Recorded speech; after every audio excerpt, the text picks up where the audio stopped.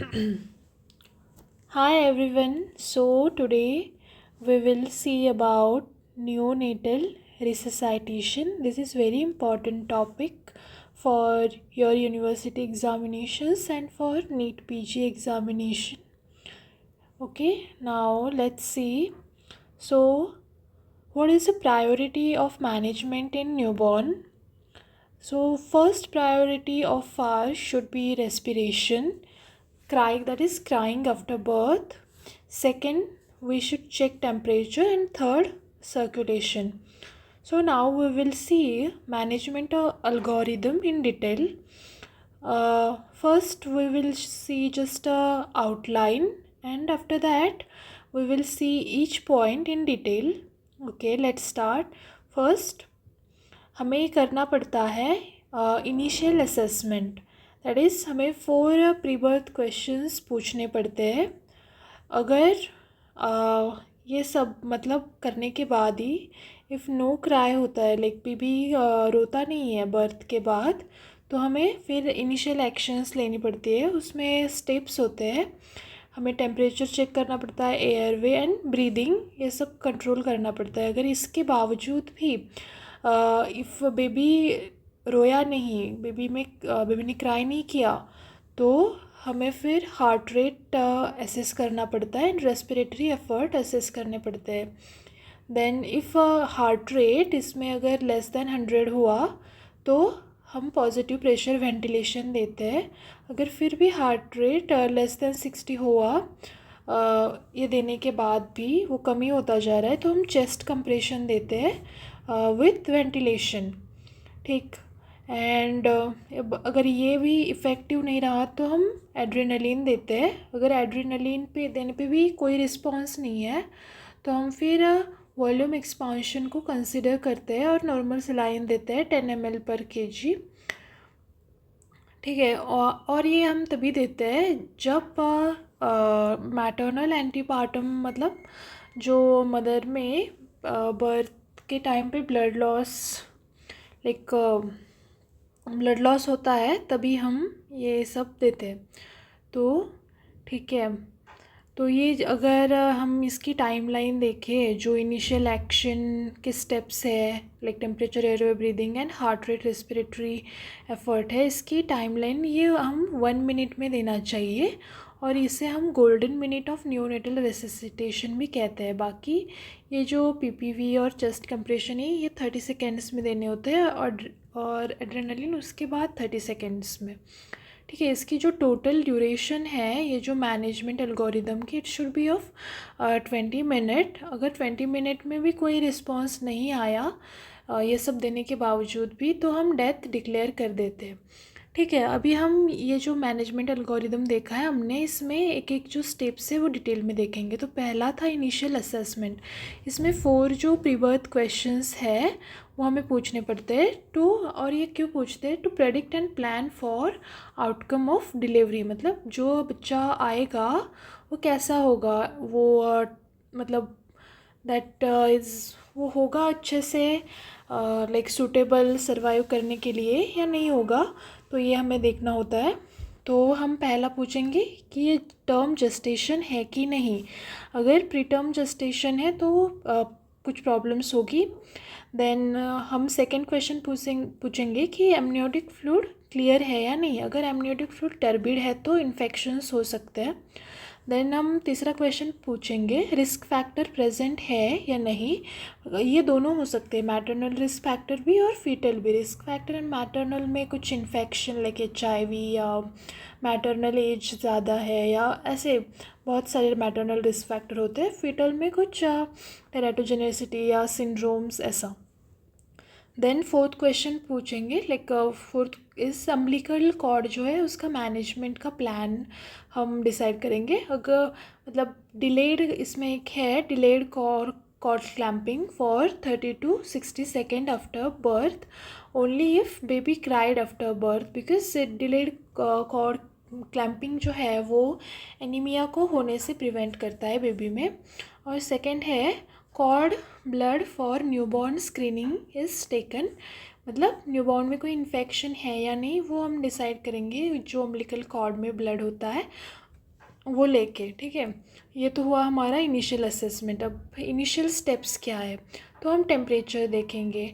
अगर बेबी मतलब pre term है तो या कुछ उसमें लाइक है, तो हम बेबी का टेम्परेचर फॉल हुआ है तो keep baby under warmer. Then हम ब्रीदिंग के लिए करेंगे जेंटल टैक्टाइल स्टिमुलेशन। इसमें मेथड्स होती है। पहला तो है रबिंग, और हम बेबी के बैक पे रब करेंगे विथ कॉटन टॉवल। और दूसरा है फ्लिकिंग सोल्स, जो बेबी के सोल्स से उसको हम फ्लिक करेंगे, ठीक है। तो टेम्परेचर हुआ, ब्रीदिंग हुआ, और थर्ड है एयरवे। एयरवे में हम पोजीशनिंग पहले देखेंगे। जो पोजीशन है वो प्रॉपर होना चाहिए, तो नेक का स्लाइट एक्सटेंशन होना चाहिए, लाइक स्निफिंग पोजीशन। और ये हम अचीव कर सकते हैं जब बेबी के जो टॉवल है वो बेबी के शोल्डर के नीचे रख के हम स्निफिंग पोजीशन अचीव कर सकते हैं, ठीक है।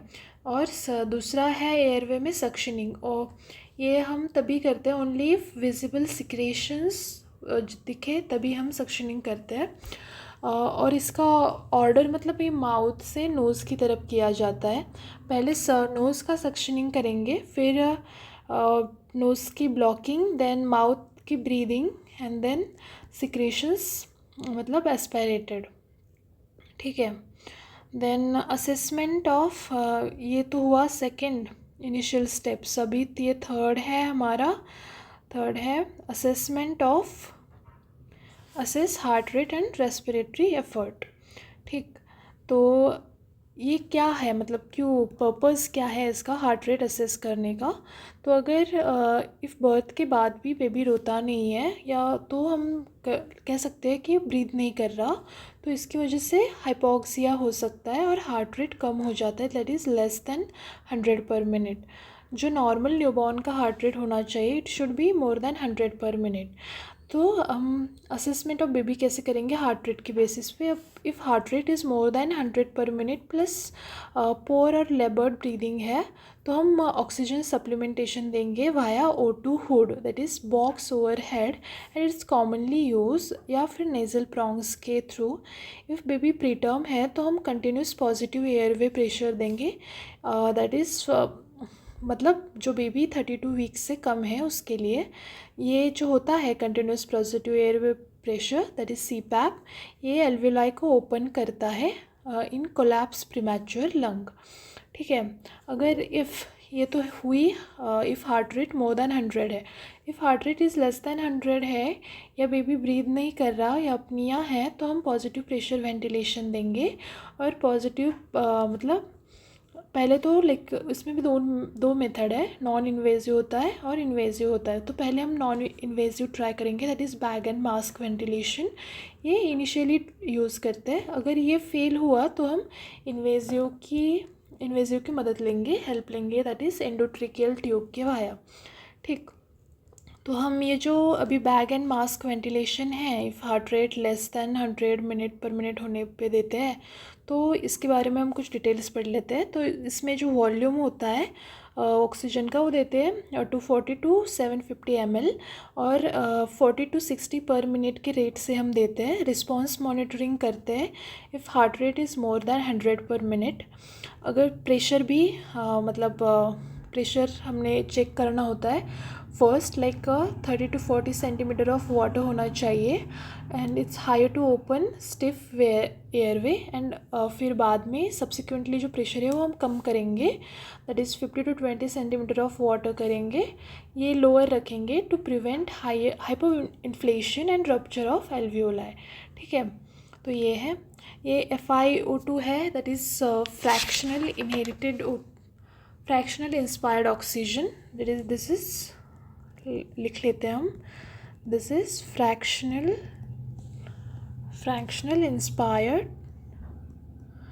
Inspired oxygen. तो ये जस्टेशनल एज के बेसिस पे हम देंगे। इफ़ मोर देन 35 वीक्स का बेबी है तो रूम एयर पे 21% ऑक्सीजन। अगर लेस दैन 35 वीक्स है तो start with 21% to 30% oxygen, and then titrate it to target SpO2, and it can be measured via right hand, ठीक है। देन हम क्या मतलब क्या जो SpO2 है उसका मतलब ऑक्सीजन का सैचुरेशन क्या होना चाहिए बर्थ के बाद। तो अगर 1 मिनट में है 1 मिनट हुआ है बर्थ के मतलब बेबी के बाहर आके, तो हम ये जो SpO2 है it should be around 60 to 65%। If 2 minute हुआ है तो 65 to 70%। इफ़ 3 मिनट्स हुआ है तो 70 to 75%। इफ़ 4 मिनट हुआ है तो 75 to 80%। इफ़ 5 मिनट हुआ है तो 80 to 85%। एंड इफ़ 10 मिनट हुआ है तो इट शुड बी 85 to 95%। ठीक है।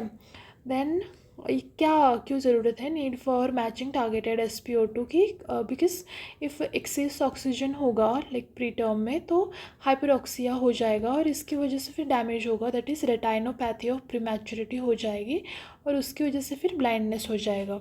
ठीक है। Then ventilation correction steps if response is inadequate in order undertaken. मतलब इस अगर इस सब के बावजूद भी जो हम ऑक्सीजन दे रहे हैं इसके बावजूद भी वेंटिलेशन अच्छे से नहीं हो रहा, तो ये जो नीचे दिए हुए स्टेप्स है वो हमें परफॉर्म करने हैं। इसका न्यूमोनिक भी दे रखा है, that is MRSOPA। M for mask रिपोजिशनिंग करेंगे, लाइक इनकरेक्ट पोजीशन हुआ तो भी ऑक्सीजन अच्छे से डिलीवर नहीं होता है एंड मोस्ट कॉमन कॉज है ये इनएडिक्वेट रिस्पॉन्स का। ठीक है। Then R for readjust, head position को हम अच्छे से रीएडजस्ट करेंगे, that is sniffing position. Then S for suction, पहले तो हम सारे सिक्रीशंस को रिमूव करेंगे फिर वो सक्शन मतलब अच्छे से होगा, डिलीवर अच्छे से होंगे ऑक्सीजन और gases.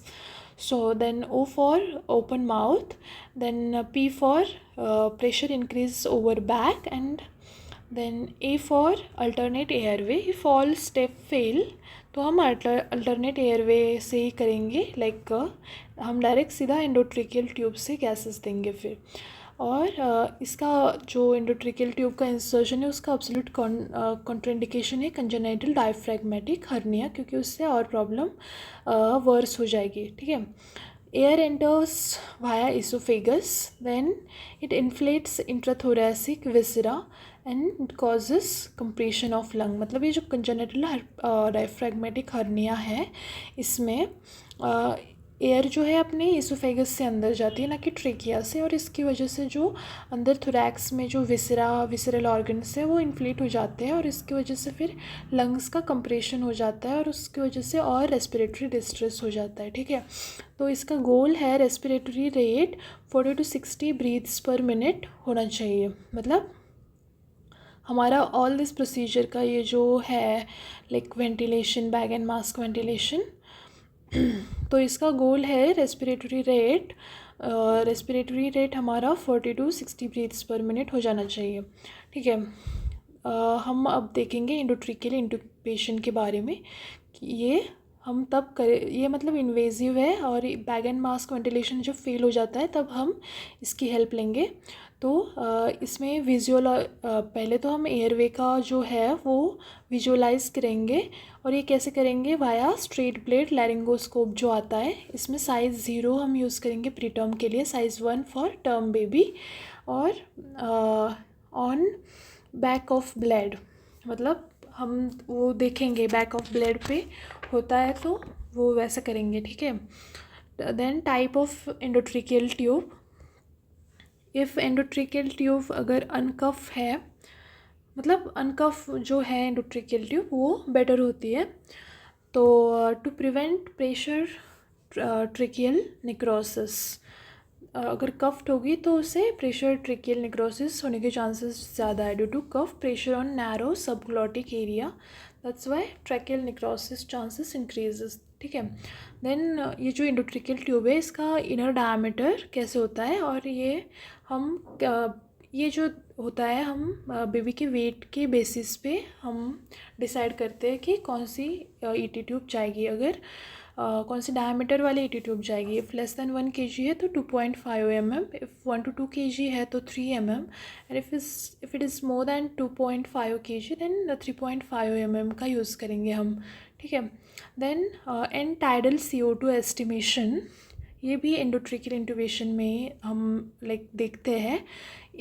it's actually a best method to determine if placement is correctly done using capnography. ठीक है, सो ये हुआ. देन अगेन एक पैरामीटर और है insertion depth. So nasotracheal depth should be in centimeter and plus 1 centimeter. We can first we have to measure the nasotracheal depth and then we have to add 1 centimeter in that, and that is our insertion depth. ठीक है. So next step है after जो ventilation के बाद हमने देखा था अपना पूरा मैनेजमेंट एल्गोरिदम. तो हमने क्या क्या देखा है अभी तक. ठीक है, हमने देखा इनिशियल असेसमेंट के 4 क्वेश्चन, फिर इनिशियल एक्शन देखा, फिर हार्ट रेट और respiratory effort, then positive pressure ventilation के बारे में देखा, फिर हमने अभी हम देखेंगे चेस्ट कंप्रेशन के बारे में, फिर एड्रेनलिन और देन बाकी का सारा. ठीक है,